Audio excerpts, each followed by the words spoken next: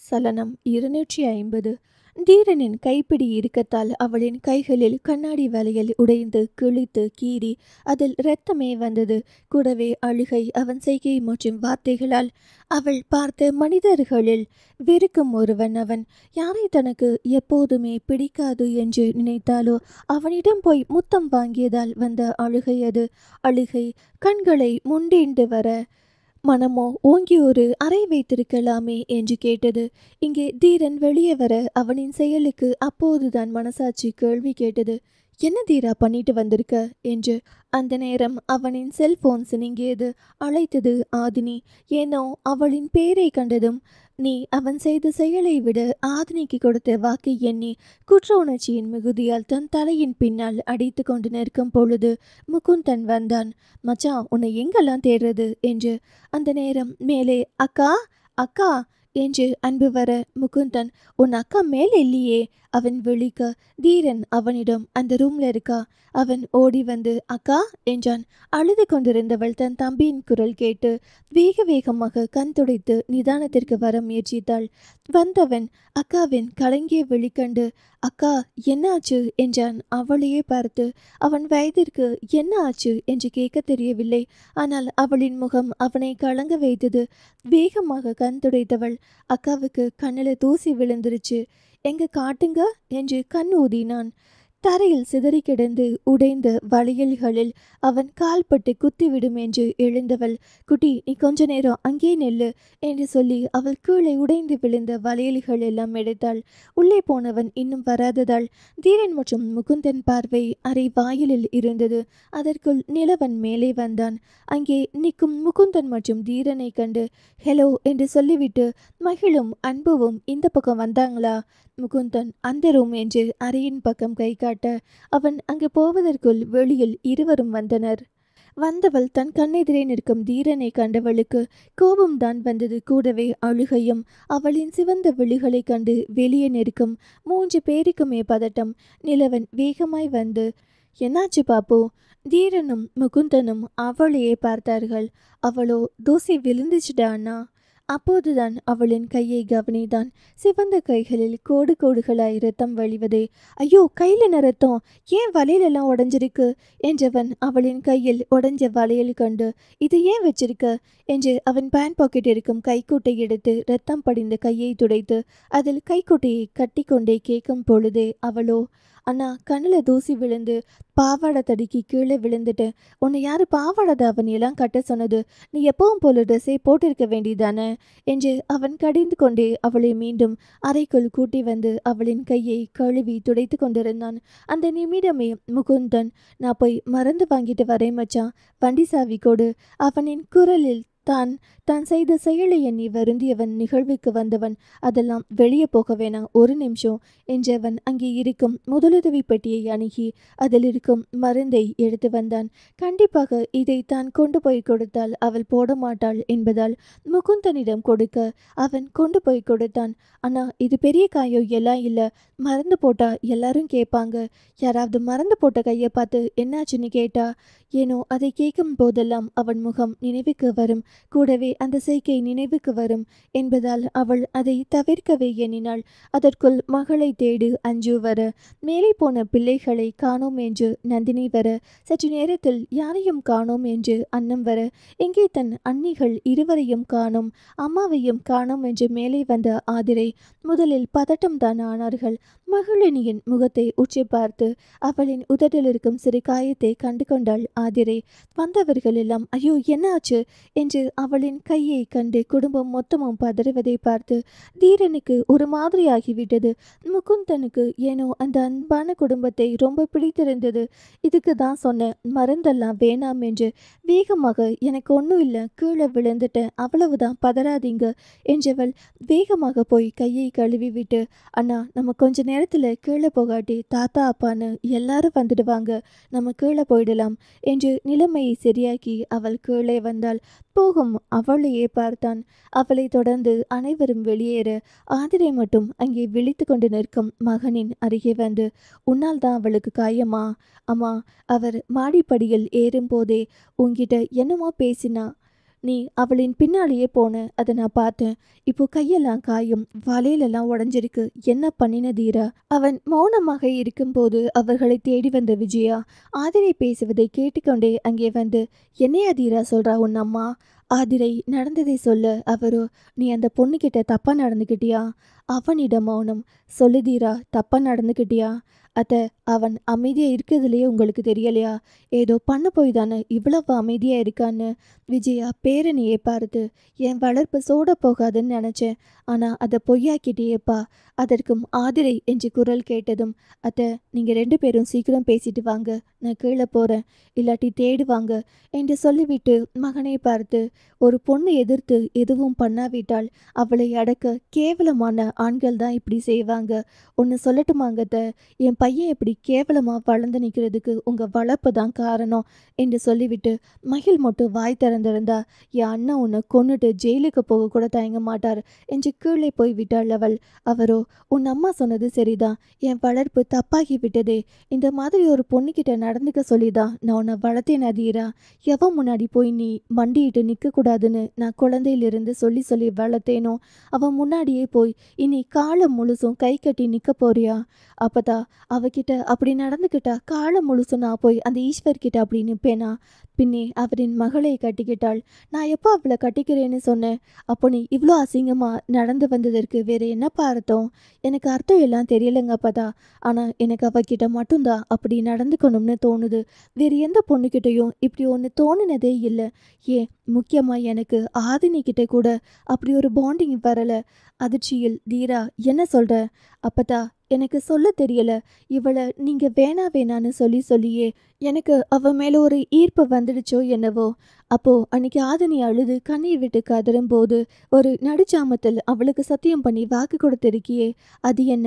வாக்கு கொடுத்துட்டேன்னு சொல்லி நான் கல்யாணம் பண்ணி அவள் சந்தோஷமாக இல்லாமல் இருந்தா உங்களுக்கு போதுமா தீரா என்றார் அதிர்வுடன். அப்பதா உணர்ச்சி மிகுதியில் விபரம் தெரிய ஒரு வயதில் தன் முன்னால் அனைத்தும் இருந்தும் எதுவும் இல்லாமல் தவிக்கும் ஒருத்தியின் கண்ணீரை துடைக்க அந்த இளம் வயதில் தோன்றியது. அவளை அளவைக்காமல் பார்த்துக்கணும்னு தோணுச்சு. ஆனால் அதை தாண்டி ஒரு பொண்ணா, காதலியா, பொண்டாட்டியா, அவகிட்ட அந்த மாதிரி எந்த உணர்வும் எனக்கு தோணலை. இதுக்கு மேலே எனக்கு சொல்ல தெரியல. நீ சொல்கிறது ரொம்ப தப்பு தீரா. ஒரு பொண்ணுக்கு சத்தியம் பண்ணி கொடுத்துட்டா கடைசி வரைக்கும் அந்த சத்தியத்தை காப்பாற்றணும். நான் சொன்ன அந்த வார்த்தைக்கு கல்யாணம் தான் பண்ணணும்னா பண்ணிக்கிறேன். ஆனால் காதல் என்ற ஒன்று வருமா வராதான்னு எனக்கு தெரியாது. நான் அவள் கூட வாழ்வேன். ஆனால் அவள் டைவர்ஸ் கொடுத்துட்டு போனால் அதுக்கு நான் பொறுப்பில்லை. தீரா, என் மகனை போல்தான் என் பொண்ணுங்களையும் மூஞ்சையும் ஒன்றா தான் வளர்த்தேன். உங்கள் வளர்ப்பு நல்லா இருக்குது, அதனால் கட்டிட்டு போகிறேன்னு சொல்லிட்டு என் சின்ன மகளை கட்டி கொடுத்த முதல் நாளில் அந்த வீட்டில் என்ன எல்லாம் பேசினாங்க தெரியுமா? அவங்க வேணும்னா பேசிட்டு தன் பிள்ளைகளோட வளர்ச்சிக்காக மறந்து மாறி இருக்கலாம். ஆனால் நான் வச்சிருக்கிறது ஒரே பையன். அவன் ஒவ்வொரு இடத்துலையும் அசிங்கப்பட்டு நிற்கிறப்போ என் பொண்ணுங்க கூட வேணாம், என் மகன் நல்லா இருக்கணும்னு நினச்சி என் மகளுங்களை கூட ஒதுக்கிட்டு வாழ்கிறவனா? என் மகனுக்கு மருந்துக்கு கூட மரியாதை கொடுக்க தெரியாதவர் என் சின்ன மருமகன். இந்த உலகத்தில் எனக்கு என் மகன் தான் முதல்ல. அவனுக்கு அப்புறம்தான் யாரா இருந்தாலும். அவன் பட்ட அசிங்கத்தை நீ பட்டிடக்கூடாதுன்னு தான் நான் சின்ன வயசுலேருந்து சொல்லி சொல்லி வளர்த்தேன். ஆனால் நீயும் அவனை மாதிரி தான் அசிங்கப்பட போகிறேன்னு உன் தலையில் எழுதி இருந்தா யாராலும் மாற்ற முடியாது. ஒரு பொண்ணு ஒன்று உன்னையே நினச்சிட்டு அங்கே உருகி உருகி தவிச்சிட்டு இருக்கும்போது நீ இன்னொரு பொண்ணுக்கிட்ட எல்லாம் மீறினேனா? உங்கள் அம்மா சொன்ன மாதிரி என் வளர்ப்பு தான் தப்பு. நீ என் உலகம், நீ என் ஆசை பேரன். என் மகனை இந்த உலகத்தின் முன்னாடி தனியாக அடையாளப்படுத்துவேன்னு நான் ஒரு கனவோடு காத்துட்டு இருந்தேன். இனி என் மகன், என் பேரன்கள் யாரும் ஒருத்தன் முன்னாடி வாழ்க்கை முழுவதும் போய் நின்றுடக்கூடாதுன்னு நினைக்கிறேனா? அவன் காலடியில் தான் போய் இருப்பேன்னு முடிவு பண்ணிட்டு என்னை மன்னிச்சிடு என்று கையெடுத்து கும்பிட்டு அழ. அவனும், அப்பதான் ஏன் அழறேங்க? தாய் மாமன்னு சொல்லி அவன் கூட வேலை செய்கிறவனை உட்கார வச்சு சபையில் என் மகனை அசிங்கப்படுத்திட வேண்டா அவன். என் தங்கச்சியை கட்டிக்க உங்களுக்கு என்ன தராதுரை இருக்குன்னு கேட்டவன்டா அவன். என் பொண்ணு மகாராணி மாதிரி தான் வச்சிருக்கான், அதில் எந்த குறையும் இல்லை. ஆனால் என் மகனை மனுஷனா கூட மதிச்சது இல்லையே அவன்.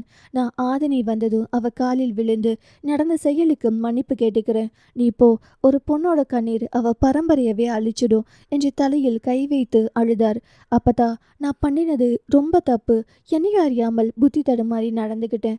மகிழினிய இனி நிமிர்ந்து கூட பார்க்க மாட்டேன். நீங்கள் யாரின் காலிலும் விழ வேண்டாம் என்று என்று எழப்போக, அப்போ ஆதினிய இப்ப வர சொல்லி உங்களுக்கு கல்யாணம் பண்ணி வைக்கவா? அப்பதா என்னோட நோக்கம் இப்ப கல்யாணம் இல்ல. என்னை கொஞ்ச நாள் ஃப்ரீயா விடுங்க. நான் அடுத்த வாரமே லண்டன் போறேன் என்று சொன்னவன் திரும்பி வெளியே வந்தவன் என்ன நினைத்தானோ மீண்டும் உள்ளே வந்து குனிந்து தன் அப்பத்தாவின் கால் விரல் தொட்டு என்னை மன்னிச்சிடுங்க. நான் பண்ணினது தப்பு தான். நான் என்னைக்கும் உங்க பேரன்தான். உங்க வளர்ப்பு இனி தப்பாகாது என்று கண் கலங்கி சொல்லிவிட்டு வெளியேறினான். இவன் இப்படியே இருப்பதற்குள் ஆதினியை பேசி முன்கூட்டியே நிச்சயம் செய்து அவள் படித்து முடித்த பின் கூட இவர்களின் திருமணத்தை முடித்து விடணும் என்று மனதிற்குள் நினைத்து கொண்டார். சலனம் 251. மகிழ் தூரத்தில் தன் அப்பாவை பார்த்து விட்டாள். கண் கலங்கி நின்றால் பயந்து விடுவார் என்பதால் கண்களை துடைத்து மேலே மிருதுவின் அறைக்கு போய் கலைந்த கண்ணில் கொஞ்சம் மையிட்டு தன்னை சரி செய்து வந்தாள். அப்போதுதான் துருவன் மேலே வந்தான். ஹே பியூட்டி, அவ்வளோ முறைத்து. உங்கள் தங்கச்சிக்கு தானே ஃபங்க்ஷன் சார், எங்கே போனீங்க? நான் பசங்க கூட ப்ராஜெக்ட் ஒர்க் ரிலேட்டட் போயிருந்தேன். ஏன் மாமாவை மிஸ் பண்ணினியா? அப்போது ரவி மேலே வர மாமா என்றதும் அங்கே ரவியும் தீரனும் திரும்பி பார்க்க இருவரும் ஒரு சேர திரும்ப தீரனின் கண்கள் அவளை பார்த்தது. அவனை கண்டு முகம் திருப்பியவள் ரவியை மட்டும் பார்த்தாள். அவன் என்னையாடா? பெண்ணவள் உங்களை தான் மாமா என்றதும் அந்த வார்த்தையில் என்னடாமா என்று அருகே வந்தான். அவளோ என் மாமா இங்கத்தான் இருக்கார், நான் ஏன் மிஸ் பண்ண போறேன் உன்னை? ரவி என்னம்மா கேட்குறான்? அவள் நடந்ததை சொன்னதும் கூடவே என் மாமா என்றதும் எவ்வளோ உரிமையான வார்த்தை அது. அதில் கொஞ்சம் உருகி போன ரவி அவளின் தலையில் கை வைத்து ஆட்டிவிட்டு போனான். ரொம்ப தான் பண்றீங்க மகிழ் மேடம், சீக்கிரம் படித்து முடிச்சுட்டு வந்துடுறேன், அப்போ நமக்கு மேரேஜ் ஃபிக்ஸ் ஆகிடும். ஹலோ சின்ன பையா, நீங்கள் என்னை விட ரொம்ப சின்ன பையன். Age just a number madam. அவள் முறைக்க ஐயோ இந்த கண்ணுக்காகவே சீக்கிரம் பிறந்திருக்கலாமோன்னு தோணுது. அவள் அவனின் மண்டையில் கொட்டி விட்டு இறங்கிவிட்டாள். தீரன் இந்த காட்சிகளை எல்லாம் அவ்வப்போது ஓர விழியால் பார்த்து கொண்டுதான் இருந்தான். போகும் அவளை அவன் புன்னகையோடு கடக்க விஜயா அவனை முறைத்து பெரிய பொண்ணுகிட்ட இப்படி தான் பேசுவியா? அவள் என் மாமா பொண்ணு, அவகிட்ட பேசுறதுக்கு லிமிட் எல்லாம் கிடையாது அப்பதா. இன்னைக்கு தான் அவ கூட விளையாட முடியும், நாளைக்கு அவள் வேறொருத்தவங்க லைஃப் பார்ட்னர் ஆகிட்டா அப்போ விளையாட முடியாது என்று சொல்லியவன் ஆடை மாற்றுவதற்காக மேலே அறைக்கு போய்விட்டான். தீரன் திரும்பி தன் அப்பத்தாவை பார்த்தான். துருவன் எந்த கட்டுப்பாடுகளுக்கும் சிக்காத ஒருவன், ஆனால் பெரியோரை மதிப்பவன். தீரன் அப்படியல்ல, தன் இரத்த உறவுக்கு முக்கியத்துவம் கொடுப்பவன். இதை வைத்துதான் இப்போது விஜயா தன் மகனுக்காக ஒரு போரை தொடங்கி வைத்திருந்தார். சற்று நேரத்தில் மிருதுவை மேடைக்கு அழைத்து வந்தனர். அவளின் கண்கள் தன்னவனை காணும் வரை ஒரு நிலையில் இல்லை. விழிகள் தேட அவன் தோளில் மிருதுவை சாய்த்தபடி அவன் அவளுக்கு நேரெதிரில் அமர்ந்திருந்தான். இருவரின் ஆடையும் ஒரே மாதிரி இருந்தது. அதை இருவருமே உணர்ந்தனர். மேடையில் அவளின் அருகில் அஞ்சுவும் நந்தினியும். அவர்கள் இத்தனை நாள் அவளோடு இருந்தது இல்லை. ஆனால் அவர்களின் செயலில் இவள் என் அண்ணன் பொண்ணு, எங்க ரத்தம் என்பது தெரிந்தது. அண்ணன் சொல்ல சொல்ல மேடையில் தட்டுகள் வைத்து அத்தையாக அவளுக்கு சடங்குகள் செய்ய ஆரம்பித்தனர். நிலவன் தன் தோளில் தங்கையை சாய்த்தபடிதான் அமர்ந்திருந்தான். கீழே இருந்து ஆதிரை மேக்கப் போடும் பெண்ணிடம் எம்மாடி என் மக கழுத்தில் இருக்கும் அந்த கயிற்றை கலட்டலையா? அவங்க கலட்ட மாட்டேங்கிறாங்க மேடம். கேட்டதும் அவனுக்கு இனம் புரியாது ஒன்று மெல்ல புன்னகைத்தான். அவள் இதழில் ஒரு குறுநகை. அவன் புன்சிரிப்பு கண்டு கண் பார்க்கும் தூரத்தில் தன்னவன் இருப்பதே அவளுக்கு போதுமானதாக இருந்தது. மண்டபம் நிறைந்து வழிந்தது. ஆட்களின் கூட்டத்தில் வந்தவர்கள் அனைவரும் ஈஸ்வர் கண்டு வந்து பேச அவன் எல்லோருக்கும் தன் அண்ணனை அறிமுகம் செய்தான். தீரனும் அங்கேதான் நின்றிருந்தான். ஆனால் அவன் மாமன் பக்கம் திரும்பவே இல்லை. துருவன் தன் நண்பர்களுக்கு தன் தாய்மாமன் இருவரையும் அறிமுகப்படுத்தினான். ஏனோ அவனை இயல்பாகவே பிடித்திருந்தது ஈஸ்வருக்கு. அவ்வப்போது ஈஸ்வர் மகள் பக்கம் திரும்பினான். ஏனோ மகள் முகம் பொழிவிழந்தது போல் இருந்தது. வந்தவர்களிடம் பேசி முடித்துவிட்டு மகளின் அருகே வந்தான். ஈஸ்வர் மகள் அருகே வந்து அம்மோ என்னாச்சு, ஏன் ஒரு மாதிரி இருக்க என்ற குரலில் ஒரு நிமிடம் உடைந்து பின் சரி செய்து கொள்ளும் போதே நிலவன் சித்தப்பா அவ கீழே விழுந்துட்டா. அதில் அவன் துடித்த துடிப்பில் அவன் உயிர் நாடி அவள் என்பது அருகே இருந்த அனைவருக்கும் தெரிந்தது. தீரன் ஒரு நிமிடம் ஈஸ்வரை அப்பொழுதுதான் உற்று பார்த்தான். வெளியில் நீர். தன் மகளின் கையில் ஏற்பட்ட காயம் பார்த்து சற்று நேரத்திற்கு முன்பு கம்பீரமாய் பேசிக்கொண்டிருந்த அவன் தன் மகளின் முன்னே துடித்துடிக்கும் அந்த பரிதவிப்பை பார்த்து கொண்டிருந்தான். அவளோ தன் அப்பாவின் வழி தாழாமல் எனக்கு ஒன்றும் இல்லைங்கப்பா, லேசா பாவாடை தடுக்கிடுச்சு, அவளின் கைப்பிடித்து வருடி, அம்மோ வா ஹாஸ்பிட்டல் போலாம். அதெல்லாம் வேணாம்ப்பா, வாடா போலாம். இப்போ ஓகேங்கப்பா, சின்ன கீறல் தான், மருந்து போட்டுட்டேன். ஃபங்க்ஷன் நேரத்தில் உங்களை தேடுவாங்க, பார்த்து நடந்து போயிருக்கலாம்லடா. நான் இப்போ ஓகேங்கப்பா. அப்போது அண்ணாமலை ஈஸ்வர் என்றது மகளை பார்க்க. அவளோ நான் ஓகேங்கப்பா, நீங்க போங்க. நிலவன் அவன் ஓகே தானுங்க சித்தப்பா, நான் பார்த்துக்கிறேன் என்றதும் அவன் தாத்தாவிடம் போனான். நிலவன் ஏன் பாப்பு கண் கலங்குற? சித்தப்பா ஒரு மாதிரி ஆயிட்டார். ஈஸ்வர் என்று யார் வந்தாலும் கை கொடுத்து பின் தன் தாத்தா, அண்ணன், அப்பா என்று மூவரையும் அறிமுகம் செய்து பின் பேச ஆரம்பிக்கும் நேர்த்தியை கண்ட துருவன், அண்ணா, தீரன், அவர்கிட்ட கத்துக்க நிறைய இருக்கு. அவன் வாய் திறக்கவில்லை. ஆனால் பார்த்தான் அவன் தன் குடும்பத்தாரை மதிக்கும் விதத்தை. முகுந்தன், மச்சான், உன் ஒயிட் ஷர்ட் குங்குமம் இருக்கு. தீரன் அப்போதுதான் கவனித்தான். மகிழ் கூட உரசும் போது பட்டது என்று வாஷ் பண்ண கிளம்பினான். நிலவன், அம்மோ, உன் கண்ணிலிருந்து மைய அழிஞ்சு வருது. அவள், நான் போய் சரி பண்ணிட்டு வரேன் என்று கழிவறை நோக்கி விரைந்தாள். மகள் அங்கே இருக்கும் வாஷ் பேஷனில் கழுவி விட்டு கைக்குட்டை கொண்டு முகத்தில் வைத்தபடியே வெளியே வர அப்போதுதான் கதவை திறந்து கொண்டு உள்ளே வந்து தீரனின் மேல் மோதி நின்றாள். முகத்தில் இருக்கும் கைக்குட்டையை விலக்கிவிட்டு அவனை பார்க்க அவனும் அவளைத்தான் பார்த்தான். காலையில் பார்த்த கண்கள் இப்போது சிவந்திருந்தது. துள்ளி குதித்து கொண்டிருந்த ஒரு பெண்ணை ஒரு மாதிரி அமர வைத்தது. அவனுக்கு வலித்தது.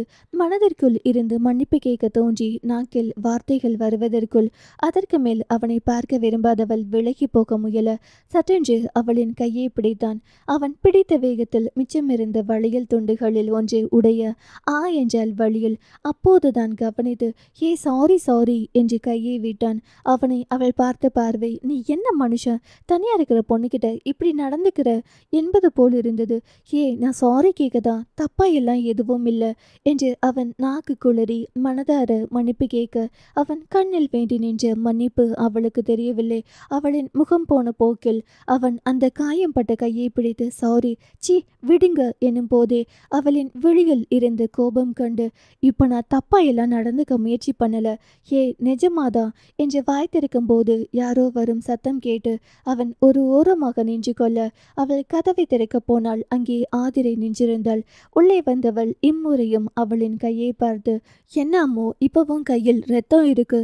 இப்போவும் இடிச்சுக்கிட்டேனுங்கத்த, உனக்கு தான் கண்ணாடி வளையல் ஒத்துக்கலையே, அப்புறம் ஏன் போட்ட? இனி கண்ணாடி வளையல் வாங்காத. இது நீங்க வாங்கி கொடுத்தது தான். நானா? ஆமா, ஒரு தடவை பூண்டி கோவில்ல வாங்கி கொடுத்தீங்க. நான் எப்படி உனக்கு வளையல் வாங்கி கொடுத்தேன்? பெரிய பாட்டி இறந்தப்போ 30வது நாள் சாமி கும்பிட்டதுக்காக வந்தீங்களே பூண்டி கோவில்ல, உங்க பையன் காசு கொடுத்து நீங்க வாங்கி கொடுத்தது. உள்ளுக்குள் இருந்த தீரனுக்கு ஆச்சரியம்தான். நம்ம வாங்கி கொடுத்த வளையலை இவள் போட்டிருக்காளா என்று. ஒரு நிமிடம் ஆதிரை தன் மருமகளையே பார்த்து, இப்ப இடிச்சுக்கிட்ட காலையில இல்லுமா? அத்தை, எனக்கு எல்லாம் தெரியும். என் பையனுக்காக நான் மன்னிப்பு கேட்டுக்கிறேன். நான் கீழே போகிறேன் அத்தை என்று போக போனவளை வழிமறித்து, நீ ஏன் இதை பற்றி யார்கிட்டையும் சொல்லலை? என் அப்பாவுக்காகவோ உங்களுக்காகவும் தான் அத்தை. எனக்காகவா? ஆமாம், இத்தனை வருஷம் கழிச்சு இப்போ தான் பேசியிருக்கோம். திருப்பியும் பிரச்சனை வந்தால் ஜென்மத்துக்கு அப்புறம் உங்களுக்கும் அப்பாவுக்கும் இருக்கிற எல்லாம் முடிஞ்சிடும். ஏற்கனவே என்ன பிரச்சனை நடந்தாலும் அது அப்பாவால் தானே. அம்மாச்சி ஒன்று நினச்சி எங்களை வெறுத்துட்டாங்க. என் கையில் சின்ன காயம் பட்டதற்கு அவரை துடிச்சு போயிட்டார். இப்போ நான் போய் சொன்னால் என் அப்பா உங்கள் மகனை கொண்டுட்டு ஜெயிலுக்கு போகவும் தயங்க மாட்டார். இன்னொன்று, நம்ம வீட்டில் எல்லாரும் என்ன பையனை வளர்த்து வச்சுருக்கீங்கன்னு உங்களை கேட்பாங்க தானே. என்னால் எந்த பிரச்சனையும் எதுவும் வேண்டாம் என்ன சொல்லிதான் என்று அவள் வெளியே போனாள். உள்ளுக்குள் இருந்த தீரன் சுக்குநூறாக உடைந்து போனான். இதுவரை அவள் மீது என்ன இருந்ததோ அது மோதனினால் வந்த ஈர்ப்போ இல்லை எதுவோ அதற்கு பெயரிட தெரியவில்லை. இப்போது அவனையும் அறியாமல் அவள் மீது ஏதோ ஒன்று உள்ளுக்குள் வளரவே ஆரம்பித்தது. கொஞ்ச நேரம் கண்களை மூடி நின்றவன் முன்னால் வந்த ஆதிரை, இப்ப தெரியுதா என் அண்ணன் பொண்ணும் என் அண்ணனையும் பற்றி? உன் மனசுல என் அண்ணன் மேல வெறுப்பு இருக்குன்னு தெரியுது. அதுவே தப்புன்னு நான் சொல்றேன். ஆனா நீ உண்மையாக என் அண்ணனை ஜெயிக்கணும்னு நினைச்சா பிஸ்னஸ்ல காமி. அதை விட்டுட்டு என் அண்ணன் பொண்ணுக்கிட்ட காமிக்காத. தயவு செய்து அவ நல்லா இருக்கணும். உங்க பாட்டிக்கும் உனக்கும் நடுவில் என் மருமக சிக்கி என் அண்ணன் உன்கிட்ட வந்து மண்டியிடணும்னு நினைச்சிடாத. அப்படி ஒரு எண்ணம் இருந்தா அது ஜெயிக்கிறதுக்கு சமம் இல்லை. என் அண்ணனோட பேரும் புகழும் அவரின் உழைப்பினால் கிடைத்தது. நீ உனக்கான அடையாளத்தை உருவாக்க உன்னை யாருன்னு காமிக்க உழைக்கணுமே தவிர என் அண்ணனை ஏதாச்சும் பண்ணணும் என்று எண்ணம் இருந்தா இப்பவே அதை அழிச்சிடு. மகள்கிட்ட அசிங்கமா நடந்து என் அண்ணனை காலுக்கு கீழே உட்கார வைக்கணும்னு நினைச்சிடாத தீரா. அடுத்து எந்த எக்ஸ்ட்ரீம் லெவலுக்கும் போவார். பொண்ணுக்கு ஒண்ணுனா அவர். அம்மா ஒரு நிமிஷம், நீங்க கொஞ்சம் உங்க அண்ணா புராணத்தை நிறுத்துங்க. அந்த பொண்ணுக்கு கல்யாணம் பண்ணி உங்க அண்ணனை கொண்டு வந்து என் காலுக்கு கீழே உட்கார வைக்கணுன்றது எல்லாம் என் பாட்டி அப்படி தப்பா எனக்கு சொல்லித்தரல. நான் அப்படி ஒரு எண்ணத்தில் அந்த பொண்ணுக்கிட்ட பழகவே இல்லை. இன்னைக்கு நான் நடந்துக்கிட்டது தப்புன்றதுக்காக எப்பவுமே தப்பானவன் என்ற முடிவு எடுக்காதீங்க. நான் சுயமா பாடுபட்டு தான் என் அடையாளத்தை உருவாக்க போறேன். உங்க அண்ணன் பொண்ணை மயக்கி வாழணும் என்கிற அவசியம் எனக்கு எப்பவும் இல்லை. கையெடுத்து கும்பிட்ட ஆதிரை, நல்ல எண்ணம் தீரா, இனி அவ பக்கம் நீ போகாத. அது உனக்கு நல்லதுக்கு இல்லை. நான் ஒன்றும் பயந்துக்கிட்டு அவ பக்கம் போலன்னு சொல்லலாமா? எனக்கு அவ வேண்டாம். இன்னைக்கு ஃபங்க்ஷனில் அத்தனை பேரையும் அழைத்தது ஏன் அப்பா. ஆனால் மரியாதை என்னவோ ஈஸ்வருக்கு தான். அவ்வளோ பெரிய சாம்ராஜ்யத்தை உருவாக்க ஆரம்ப புள்ளியான அண்ணாமலை தாத்தா கூட வந்தவர்களின் கண்ணில் பெரியதாக தெரியவில்லை. அந்த சாம்ராஜ்யத்தை உருவாக்க உழைத்த அதிமாமா பேரும் வெளியே சரியாக தெரியவில்லை. ஒருவேளை நான் மகிழினியை திருமணம் செய்தால் நானும் அந்த ஈஸ்வர் என்ற அடையாளத்துக்குள்ள மறைஞ்சு போயிடுவேன். உங்க அண்ணன் புகழ் சொல்ற மாதிரி ஒரு நாள் எல்லாரும் தீரா என்று சொல்லுவாங்களே தவிர ஈஸ்வரின் மருமகன் தீரன் என்ற பேரு எனக்கு எப்பவும் வேண்டாம். வரேமா என்று சொல்லிவிட்டு போய்விட்டான் அவன். ஏனோ விஜயா தீரனையை கவனித்து கொண்டிருந்ததால் பேரன் வெகு நேரம் காணவில்லை என்று மேலே வந்தவர் ஆதிரைக்கும் மகனுக்குமாக நடந்த பேச்சை கேட்டுவிட்டு, இனி இவனுக்கு நம்ம தனியா எதுவும் போதிக்க வேண்டாம். என் பேரன் தனியா ஒரு அடையாளத்தை உருவாக்குவான் என்ற நம்பிக்கையில் கம்பீரமாய் கீழே போனார். உண்மையாகவே தன் பேரன் தனி அடையாளத்தை உருவாக்கணும் என்ற எண்ணத்தோடு தான் அவர் இருந்தாரே தவிர என்னாலும் ஈஸ்வரை அழிக்கணும் என்று அவர் நினைத்ததில்லை. கீழே வந்து சோகமாய் அமர்ந்திருக்கும் போது முகிலனிடமிருந்து வீடியோ கால். என்ன பாப்பு, அண்ணனை மறந்துட்டியா? நீ தான் மறந்துட்டு விட்டுட்டு போயிட்ட. கடைசியில் என்ன கேட்குறியா? ஒரு நிமிடம் மௌனமானவன். எல்லாரும் எப்படி இருக்கீங்க? நீயும் ஆதனியும் இல்லாதது தான் மிஸ்ஸிங்டா. வந்துடுவோம். எங்க குட்டிப்புலி உங்க எல்லாரையும் விட நான் அவனை தான் ரொம்ப மிஸ் பண்றேன். நிலவன் அங்கே ஓடிக்கொண்டிருக்கும் அன்புவை அழைத்து வந்தான். மகிழ் மடியில் அமர்ந்தவன் கிட்ட போன் காமிக்க அங்கே கை காட்டினான் முகிலன். டேய் அண்ணா, டேய் குட்டிப்புலி, உன்னை நான் ரொம்ப மிஸ் பண்ணுறேன்டா. நீ இல்லாமல் நான் கொஞ்சம்தான் ஜாலியாக இருக்கேன். ஏன்டா நீ என்னை கொஞ்சம்தான் மிஸ் பண்ணுறியா? நிறைய தான். நிஜமாவாடா? ஆமாம், நீ இங்கே இருந்தால் என்னை வம்பிழுத்துட்டே இருப்ப. இப்போ எல்லாம் யாரும் என்கிட்ட வம்பிழுக்கிறதே இல்லடா என்றான் இதழ் பிதுக்கி. மௌனமாய் முகிலன் அவனை பார்க்க சின்னவனும், ஐ மிஸ் யூடா அண்ணா. எப்போதும் கலங்காத அவன் கண்கள் அந்த வார்த்தையில் கலங்கிவிட்டது. மகிழ், ஆமா அண்ணா, என்ன பண்ணுற? சாப்பாடெல்லாம் உனக்கு ஓகேவா? ஓகேவோ இல்லையோ, நான் இந்த வாழ்க்கையை தான் நான் தேர்ந்தெடுத்தேன். அது சக்ஸஸ் ஆனால் மட்டும்தான் அங்கே வருவேன். அதனால என்ன கஷ்டமானாலும் நான் ஏற்றுக்கிறேன் பாப்போம். நிலவனும் மகிழினியும் ஒருவர் முகத்தை ஒருவர் பார்த்து கொண்டனர். எப்பொழுதும் சிரித்த முகத்தோடு இருக்கும் இவனுக்குள் இவ்வளோ பெரிய வெறி ஒன்று இருப்பதை உணர்ந்து இருவருமே மனதார பாராட்டினார்கள். சலனம் 252. முகிலனிடம், நிஜமா உன்னையும் ஆதனியையும் ரொம்ப மிஸ் பண்ணுறோம். நானும் என்றான். அன்பு அண்ணா.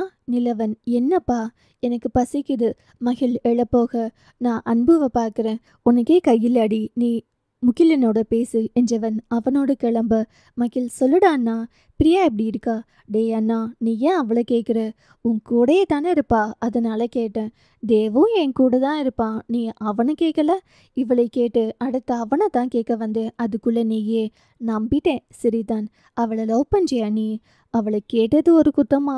சொல்லு, சிரித்தான். என்னடா சிரிக்கிற? அப்போ ஏதோ இருக்கு. நீ அப்பத்தாவை விட கிளவி மாதிரி துருவாத. பொறு, அப்பத்தா வரட்டும், போட்டு கொடுக்குறேன்.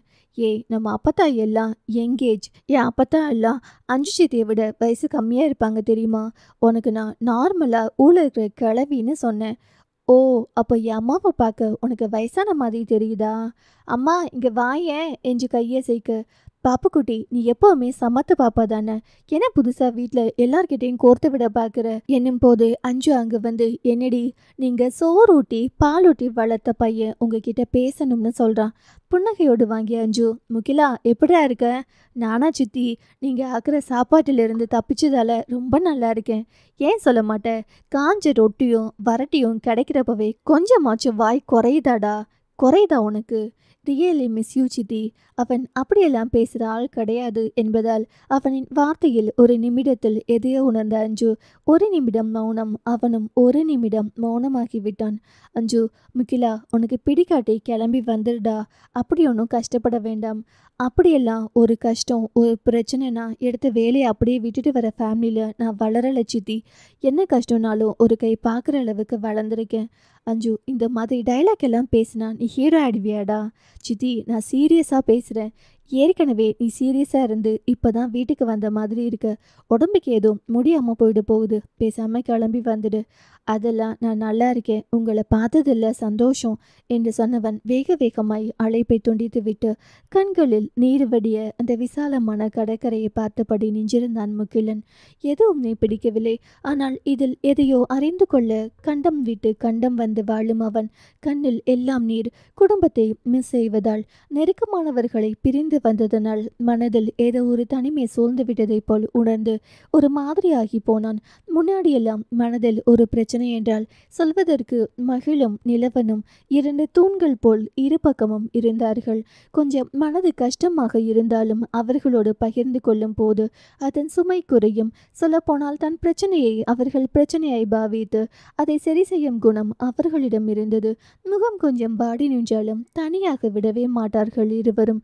அதேபோல் ஒரு ஹாப்பினஸை பகிர்ந்து கொள்ளும் போது அந்த வீட்டில் எல்லோருக்கும் பகிர்ந்து வீடே அமர்கலப்பட்டது.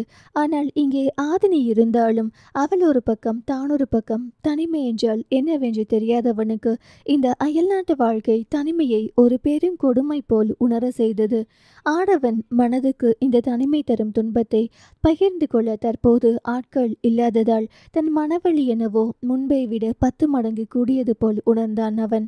மகள் அவன் முகத்தில் ஏதோ ஒரு தனிமையை உணர்ந்தவன் அடுத்த நொடி அழைத்தது பிரியாவுக்கு. அவளோ, சொல்லு மகள், என் அண்ணா கிட்ட பேசுவியா நீ? அவளிடம் மௌனம். எந்த அண்ணா என்று கேட்டிருந்தால் கூட அவள் லவ் எதுவும் பண்ணவில்லை என்று சொல்லலாம். அவள் மௌனமாக இருப்பதை வைத்து இருவருக்கும் பிரச்சனை என்று புரிந்து கொண்டாள் பிரியா. மகள், அம்மாவும் கூட நான் வெளியே கடைக்கு வந்திருக்கேன், அப்புறம் கூப்பிடுறேன். அவளின் குரலில் ஒரு உற்சாகமில்லை. அதே நேரத்தில் ஏதோ ஒரு பிரச்சனையில் இருக்கிறாள் என்பது மட்டும் புரிந்து கொண்டாள். சரிடி, நீ ஃப்ரீ ஆகிட்டு கூப்பிடு, இல்லாட்டி நான் உன் வீட்டுக்கு வரேன். அவளோ அவசரமாக, அதெல்லாம் வேணாம், நானே ஈவினிங் தேவ் வீட்டுக்கு வரேன் என்றவள் அழைப்பை துண்டிக்க போக, சுகன்யா, யார்கிட்ட பேசுகிற? மா, தேவ் கிட்ட. பாய் தேவ் என்றவள் அழைப்பை துண்டிக்க, என்கிட்ட பேசிட்டு ஏன் தேவ் கிட்டன்னு சொன்னா? அப்போ ஏதோ பிரச்சனை போல என்று அவள் பேச்சில் புரிந்தது. எங்கள் வீட்டுக்கு வரேன்னு சொல்லியிருந்தா எல்லாம் சரின்னு விட்டுடலாம். தேவ் வீட்டுக்கு வரேன் என்றால் சம்திங் அங்கே ஏதோ ஒரு பிரச்சனை இருக்கு. அண்ணா ஒருவேளை அவளை மிஸ் பண்ணுறானோ இல்லை வேற எதுவுமா என்று குழப்பமாக இருந்தது அவளுக்கு. அஞ்சு, மகள், மா, முகிலனை இந்தியாவுக்கு வர சொல்லு. பின்னொரு காலத்தில் அவன் கனவுகள் எல்லாம் நினைவாகி சக்ஸஸாக வாழும் போது இருக்கிற சந்தோஷம் இப்போ அவன் கஷ்டப்படுறான் கூப்பிட்டு வச்சு ஃப்யூச்சரில் ஏதோ ஒரு சூழ்நிலையால் அன்றாட திருப்பூர் வாழ்க்கை அவனுக்கு பிடிக்காமல் போய்விட்டால் அவன் லைஃப் ஏதோ ஒரு சரிவுக்கு என் ஒரு வார்த்தை காரணமாக கூடாதுமா. ஏண்டி நீயோ உங்கள் அப்பா எல்லாம் எங்கடி இப்படி பேசுறதுக்கு கற்றுக்கிட்டு வரீங்க? இயல்பான மனசோட இன்னைக்கு இருக்கிற சூழ்நிலைக்கு ஏற்ற மாதிரியே பேச மாட்டிங்களா? எல்லாத்தையும் யோசிச்சாதான் ப்ராக்டிக்கல் லைஃப்பில் இருக்க முடியும். உங்களை மாதிரி இருக்க தெரியாம தான் கஷ்டமே படுறேனா என்றவள். ஏண்டி தம்பி எங்க? அண்ணா கூட சாப்பிட போயிருக்காமா? அவளோ மகனை தேடி போனாள். மிருது அங்கு சோர்வாக மேடை அருகில் நின்றிருந்த நந்தினியிடம், அத்தை என்ன ஆச்சு? என்னடி ஆகணும்? இல்லை, இவ்வளோ டல்லாக இருக்கீங்க. மகள் கீழே விழுந்து அவளே சரியாகிட்டா. நீங்கள் ஏன் இவ்வளோ கஷ்டப்படுறீங்க? இது இந்நேரம் ஃபங்க்ஷன் இல்லாமல் இருந்திருந்தால் நான் அவளை இந்நேரம் ஹாஸ்பிட்டல் கூட்டிகிட்டு போயிடுவேன். டாக்டர்கிட்ட கூட்டிகிட்டு போய் அவளை காமிச்சாதான் மனசு நிம்மதியாக இருக்கும். கண்ணாடி வலையில் குத்தி செப்டிக் ஆகிடுமோன்னு எனக்கு பயமாக இருக்குது. அத்தை, நீங்கள் ரொம்ப ஸ்ட்ராங்குன்னு எங்கள் பாட்டி சொல்லியிருக்காங்க. ஆனால் நீங்கள் இவ்வளோ சின்ன விஷயத்துக்கு இவ்வளோ கவலைப்படுறீங்க. என் மக கையில் காயம் பட்டுக்கிற விஷயம் உனக்கு சின்ன விஷயமா என்று கோபப்பட்ட நந்தினியை பார்த்து ஒரு நிமிடம் பயந்து விட்டாள் மிது. நிலவனும் அன்பும் சாப்பிட்டு கொண்டிருப்பதை கண்டவள் திருப்தியோடு மேடைக்கு வந்தாள். அஞ்சு, மிருதுலாவும் நந்தினியிடம், இப்ப நான் என்ன பேசிட்டேன்னு நீங்க இவ்ளோ கோவப்படுறீங்க? இங்க பாருங்க, அவளை பெத்த 5 சித்தியே அதை பத்தி கவலைப்படாம ஃப்ரீயா இருக்காங்க. உனக்கு இப்ப என்னடி பிரச்சனை? நான் உம்முன்னு இருக்கிறது, என் மகளுக்கு முடியாம இருக்கிறது, இதெல்லாம் என்னோட விருப்பம். நீ ஏன் நோண்டி நோண்டி கேள்வி கேட்டுட்டே இருக்க? அஞ்சு மருமகளின் முகம் ஒரு மாதிரி உறைஞ்சாவதை பார்த்து, என்னாச்சு மிருது? அவள் நடந்ததை சொல்ல. அக்கா முன்னாடி யார் சொன்னாலும் நீ மட்டும் இல்ல, நான் சொன்னாலும் இதை தான் வாங்குவேன். அப்படி என்ன அவ மட்டும் ஸ்பெஷல்? அதுவா? அவ என்னோட பொண்ணுன்றது தான் ஸ்பெஷல். புரியலைங்கத்த. என் அண்ணாவுக்கும் என் அக்காவுக்கும் நான் ரொம்ப ஸ்பெஷல். அதாவது அவங்க பேபி மாதிரி நான். என் குழந்தைன்றதுனால அவ என் அக்காவுக்கு ரொம்ப ஸ்பெஷல். என் அண்ணாவுக்கும் கூட அவ ஸ்பெஷல் தான், காமிச்சிக்க மாட்டார். ஒருவேளை நந்தினி அத்தைக்கு குழந்தை பிறந்திருந்தால் மகிழ் ஒன்றும் அவ்வளவு ஸ்பெஷலா இருந்திருக்க மாட்டாளே. இங்க பாரு, இதெல்லாம் என்று கோபமான நந்தினி, எனக்கு அஞ்சு பாப்பா ரொம்ப ஸ்பெஷல் சரியா? என் வயிற்றுல பொம்பளை பிள்ளை பிறந்தாதான் பாசமாக இருக்கணும்னு அவசியம் இல்லை. நிலவனும் முகிலனும் என் வயிற்றுல தான் பிறந்தாங்க. அவங்கள விட நான் இவ்வளோ தான் ஊட்டி வளர்த்துட்ருக்கேன். நீங்கள் மகிழ் மேலே காய்ச்ச பாசத்தை அன்பு மேலே காட்டி நான் பார்த்ததே இல்லையே. இதுக்கு தான் சொந்தத்தில் பொண்ணு எடுக்கக்கூடாதுன்னு சொல்கிறேன் அஞ்சு. ஏனுங்கக்கா அப்படி பேசுகிறீங்க? இனி அடுத்த வீட்டில் இருந்து கட்டிட்டு வந்து இப்படி கொஸ்டின் கேட்டால் முதல் வார்த்தையிலேயே மூஞ்சில் அடிச்ச மாதிரி பேசி அவளை ஆஃப் பண்ணிடலாம். அண்ணன் பொண்ணு கட்டிட்டு வந்தா அப்படியெல்லாம் பேச முடியாது. திட்டினாலும் கஷ்டமாக இருக்கும். அப்புறம் மிருது, என் 4 பசங்களுக்குமே நான் அம்மா தான். அதில் மகிழ் கொஞ்சம் ஸ்பெஷல். நாளைக்கு அவள் புருஷன் கட்டிட்டு போயிட்டா அஞ்சு அத்தையை விட நீங்கள் தான் ரொம்ப அழுவீங்க போல. நந்தினி, நாங்கள் எதுக்கு அவளை கட்டி கொடுத்து வெளியே அனுப்பணும்? வீட்டோட மாப்பிள்ளை தாண்டி பார்த்து கட்டி வைப்போம். எதுக்கு அழ போகிறோம்? அப்போது ஏற்கனவே மேடைக்கு வந்த தீரனுக்கு அந்த வார்த்தை நறுக்கென்று இருந்தது. மேடையிலிருந்து தன் எதிரே அமர்ந்திருக்கும் மகிழினியை பார்த்தான். தன்னை யாரோ பார்ப்பது போல் தோன்ற நிமிர்ந்து பார்த்த மகிழ் கண்களும் அவன் கண்களும் ஒரே நேரத்தில் உரசி கொண்டன. அந்த நேரத்தில் முகுந்தனின் அம்மா மகிழினியை தேடி வர பின்னாடியும் முகுந்தனும் வந்து அங்கே அமர்ந்திருந்த அஞ்சுவிடம் பேச முகுந்தனின் கண்கள் மகிழிடம் மட்டும் குடிக்கொண்டிருந்தது. ஏனோ அந்த காட்சி அதற்கு மேல் தீரனால் பார்க்க முடியவில்லை. மிருதுலாவின் விசேஷம் எல்லாம் நன்றாக முடியும் பொழுது வந்திருந்த அனைவரும் ஈஸ்வரிடம் சொல்லிவிட்டு கிளம்புவதை கண்ட விஜயா தன் 2 பேரன்களின் அருகே அமர்ந்து, நம்ம தான் எல்லாரையும் அழைத்திருக்கோம், ஆனால் எல்லாரும் அவரிடம் சொல்லிட்டு போறத பாத்தியா? அந்த மாதிரி பின்னொரு காலத்தில் உலகம் போற்றும் பணக்காரர்களாய் நீங்க வளரணும். துருவன், பணம் மட்டும் இருந்தா மதிப்பு வராதப்பதா, குணந்தா மதிப்பு. விஜயா கோபமாய், அப்படி பார்த்தா குணநலன்களின் என் மகன் ரவி கீடா இந்த உலகத்தில் யாரும் இருக்க முடியாது. தீரன் தன் தம்பியின் தோளில் கை போட்டு, பணம் முக்கியம்டா அண்ணா, குணந்தான் முக்கியம். உனக்கு புக் வாசிக்கிற பழக்கம் இருக்குதானே? ஆமா. மரியாதைக்குரிய எழுத்தாளர் வித்யாதார் தெரியுமா? அவர் ஒரு சிறந்த சிந்தனையாளர் மற்றும் அறிஞர். அவர் ஒரு விருந்துக்கு அழைக்கப்பட்டார். ஆனால் அவர் பாட்டிக்கு சென்றது மிகவும் சாதாரண உடையில். அதனால் என்ன? டேய், மிக அழகான உடைகள் அல்ல, சற்று இழிவான உடையில். ஏன்? அது அரச விருந்து, ஹோம். அவரின் உடை நன்றாக இல்லை என்பதால் அங்கே வந்ததும் காவலர்கள் உள்ளே விடாமல் துரத்தினார்கள். கோபமாக போனான். வீட்டுக்கு சென்று கோட் அணிந்து கொண்டு திரும்பி வந்தான். இப்போ அவர் பாட்டி போனாரா இல்லையா? அவர் மீண்டும் விருந்துக்கு வந்தபோது அங்கே அனைவரும் உணவருந்தி கொண்டிருந்தனர். அந்த நேரம் அவர் அனைத்து உணவையும் எடுத்து தனது கோட்டின் பாக்கெட்டுகளில் திணித்தார். திணித்தவர் சும்மா இல்லாமல் அவர் அணிந்திருந்த கோட்டிடம், இப்போது நீ சாப்பிடு, நீ சாப்பிடு, இந்த உணவு எல்லாம் உனக்கானது, எனக்காக அல்ல. பின் தனது கோட் முழுவதும் ஐஸ்கிரீமையும் இனிப்புகளையும் வைத்தார். அவர் இதெல்லாம் சாப்பிட மாட்டார். அங்கிருந்த வைசராயும் மற்ற மக்களும் அவருக்கு என்ன பிரச்சனை என்று யோசித்து, என்ன இது, என்ன செய்கிறாய்? அவன் தன் கதையை சொன்னான். நான் அழைக்கப்பட்டதால் எனக்கு மரியாதை கிடைத்தது. நான் கோட் போட்டதும் என்னை உள்ளே அனுமதித்தார்கள். நான் முதலில் வந்தபோது கோட் இல்லாமல் என்னை உள்ளே விட மாட்டார்கள். எனவே எல்லா மரியாதையும் இந்த கோட்டுக்கு மட்டுமே, எனக்கு அல்ல. சலனம் 253. ரவி தன் வீட்டு விசேஷம் முடிந்து ஒவ்வொருவராய் கிளம்பி கொண்டிருக்கும் போது வந்தவர்களுக்கு நன்றி சொல்லும் விதமாய் அண்ணாமலை குடும்பத்தாரின் அருகில் போனான். உறவினர்கள்தான், ஆனால் அவர்களுடன் அமர்ந்து சொந்த விஷயங்கள் பேசி உறவாடி பல வருடங்கள் ஆனது 2 குடும்பத்தாருக்கும். ரவி முதல் ஸ்டெப் என்னவோ கொஞ்சம் தயங்கிதான் எடுத்து வைத்தான். ஆனால் அதை உணர்ந்த துருவன் அங்கே தன் அப்பாவின் கைப்பிடித்தபடி அந்த குடும்பத்தினருடன் அருகில் வந்து அமர்ந்தான். கூடவே ஒரு இருக்கையும் இழுத்து போட்டு தன் அப்பாவையும் அமர சொன்னான். அண்ணாமலை ரவியை பார்த்து, எப்படிப்பா இருக்க? நல்லா இருக்கேனுங்க தாத்தா. நீ எப்படி துருவா படிக்கிற? படிப்பை முடிச்சுட்டு உங்ககிட்ட தான் வரலாமேன்னு இருக்கேன் தாத்தா, ட்ரைனிங்க்கு. ஏங்கிட்டயா? எனக்கு வயசாயிடுச்சு. வயசானாலும் சிங்கம் சிங்கம்தான். அது புகழ்ச்சி அல்ல, மனமாற அவன் வாயிலிருந்து வந்த வார்த்தைகளை உணர்ந்தவர். என் பேர பிள்ளைகளுக்கு இல்லாத உரிமையா? எந்த நேரத்தில் வேண்டுமானாலும் நம்ம கம்பெனிக்கு வரலாம். ஆனால் உன் அப்பா அம்மா பெர்மிஷன் கேட்டுட்டு வா என்ற ஒரு சின்ன அறிவுறுத்தலுடன் அந்த வார்த்தையில் 2 குடும்பத்தினருக்கும் நடுவே இருக்கும் ஒரு மெல்லிய கோட்டை உணர்ந்த அவன் அந்த கோட்டை எப்படியாவது அழித்து விட வேண்டும். 2 பக்கமும் தவறுகள் இருக்கும் தான். ஆனால் காலம் முழுவதும் அதே தவறை சுட்டி காட்டி கொண்டிருந்தால் வாழ்க்கைக்கு நன்றாக இருக்காது என்று உணர்ந்த அவன், சொல்லிட்டு வரேனுங்க தாத்தா. இனி மாமா வீட்டுக்கு அடிக்கடி வருவேன். அப்போது நந்தினியும் அஞ்சுவும் அது மாமா வீடு மட்டுமில்ல, அத்தைங்க வீடும் தான் என்றபடி வந்தனர். அவன் புன்னகைக்க, அஞ்சு துருவா அத்தை என்றவனின் தோளில் கை வைத்து 2 அத்தைகளும் இருக்க தனது கையில் இருக்கும் ஐபோனை கொடுத்து அங்கே தூரமாக அமர்ந்திருக்கும் நண்பன் ஒருவனை அழைத்து, எங்களை போட்டோ எடு அவனும் எடுக்க. நந்தினி, என்னடா செல்ஃபி எடுத்து எங்களை கரெக்ட் பண்றியா? இந்த காட்சியெல்லாம் வரலாற்றில் பதியப்பட வேண்டும். என் அத்தைகளுக்கு நடுவில் ஆசை மருமகனாக அமர்ந்திருப்பதை பார்த்து அஞ்சு வேகமாய், அச்சுச்சோ, இவ்வளோ நல்ல மருமகனுக்கு கட்டி கொடுக்கறதுக்கு எங்கள் வீட்டில் பொண்ணு இல்லையே. யார் சொன்னா? அதான் 1க்கு 2 பொண்ணு வச்சிருக்கீங்களே.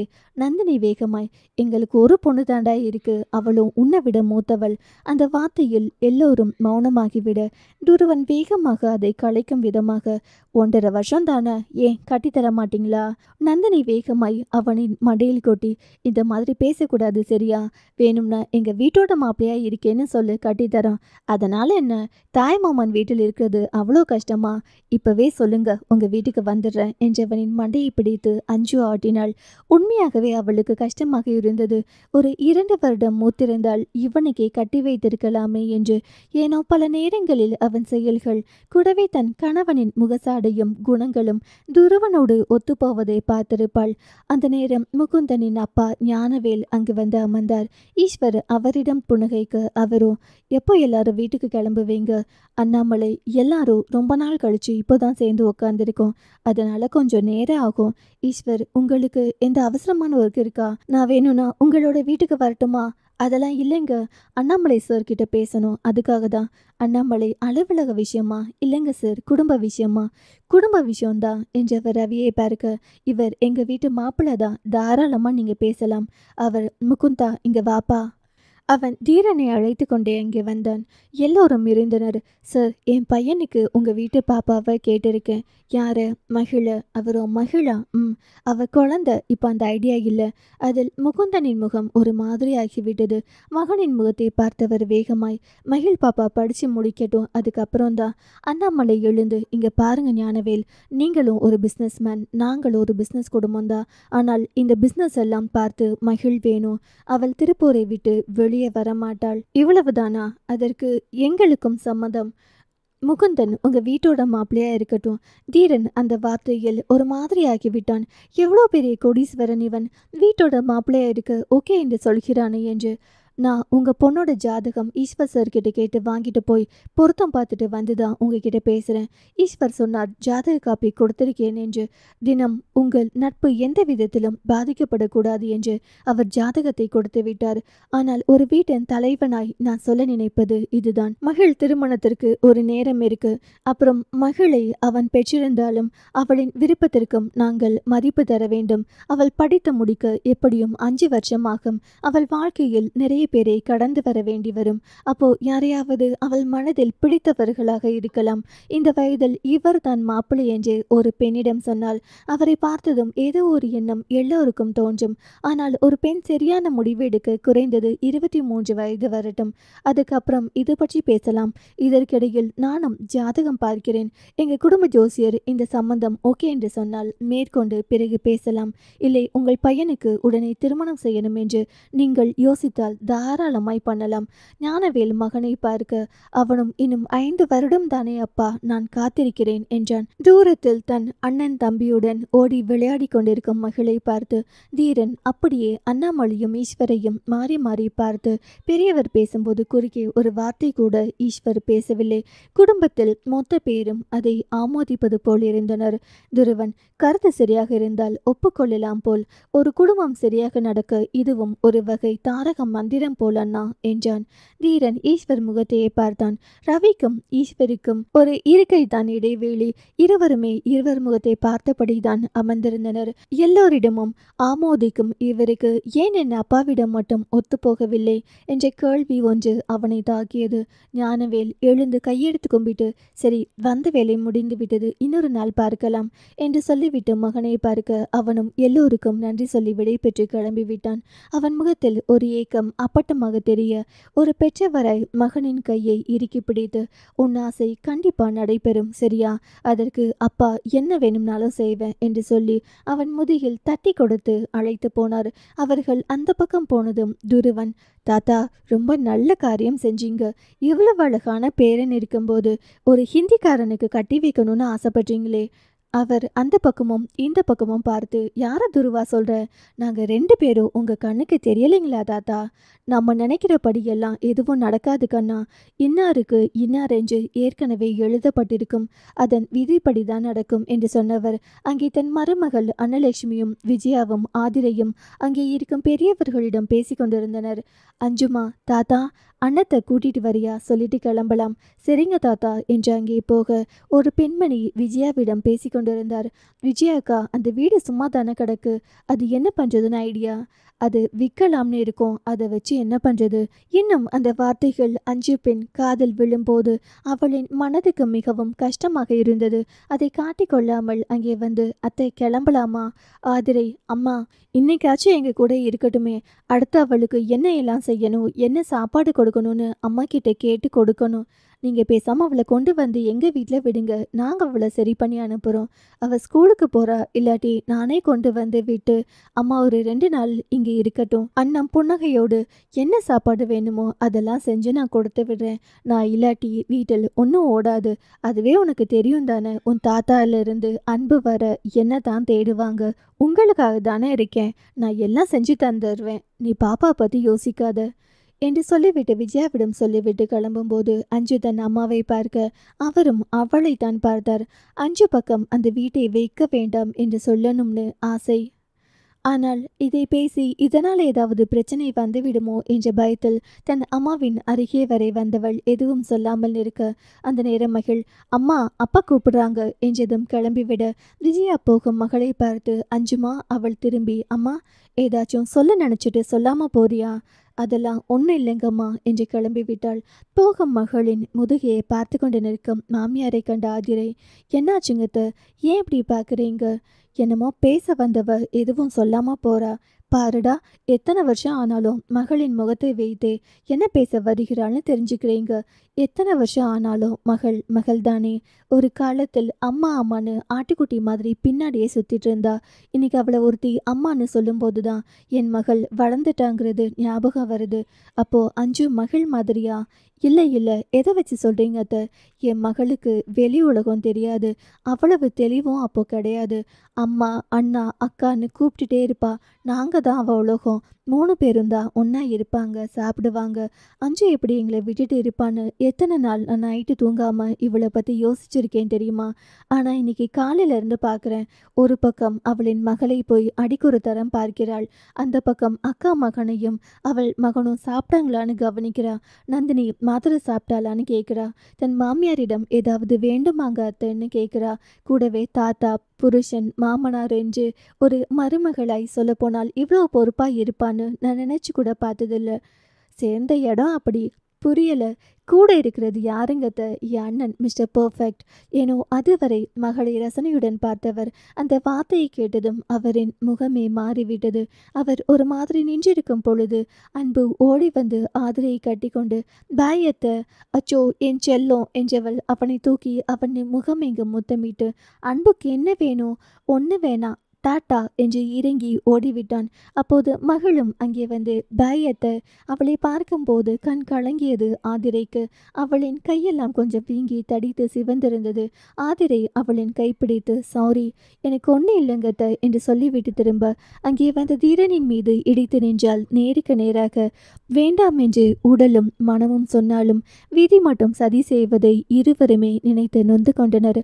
மலையின் மேல் இடித்த வழியோடு அவள் செல்ல பூ பூவின் மேல் மோதிய நிலையில் அவன் ஏனோ அவனின் நிலையறிந்து எங்கே வாகனத்தில் பாடல் கேட்டது. புயல் என்று நினைத்தேன், என்னை புயல் கட்டம் கயிறாய் வந்தாய். மழை என்று நினைத்தேன், என்னை மல்லிகையால் மலையை சாய்த்தாய். நெற்றி பொட்டில் என்னை உருட்டி வைத்தாளே பிரம்மா, ஓ பிரம்மா, இது தகுமா, இது தகுமா? ஐயோ, இது வரமா சாபமா? பெண்ணொருத்தி படைத்து விட்டாய். என்னிடத்தில் அனுப்பி வைத்தாய். உயிரோடு என்னை உலையில் ஏற்றினாய். பாடலின் வரிகளை கேட்டு உள்ளுக்குள் ஒருவன் அவனை ஏளனம் செய்து கொண்டிருந்தான். மனசாட்சி என்னும் வடிவில்